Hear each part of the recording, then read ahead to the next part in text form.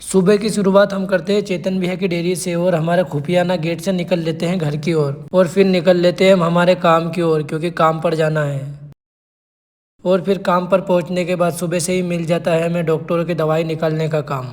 और फिर मैं थोड़ी देर हाईवे ट्रीट की तरफ घूमने चला जाता हूँ क्योंकि माइंड फ्रेश करना था।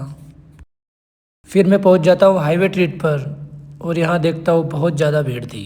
और फिर हमारे बॉस शादी के लिए कपड़े लेकर आ गए थे तो उन्होंने टेलर को मेडिकल पर ही बुला लिया था नाप देने के लिए। और फिर मैं चला जाता हूँ सेव लेने के लिए और हमारे डोडी की फेमस कचौरी रवि भाई की दुकान पर। और गाइस आज हमने कमाल कर दिया, हमारे सेलेन भाई के लिए फ़ोन बुक करना था तो आज हमने फाइनली फ़ोन को ऑर्डर कर ही दिया। और फिर हम सेलेन भाई को बधाई देते हैं कि भाई बहुत बहुत बधाई हो, आपने फ़ोन बुक कर दिया।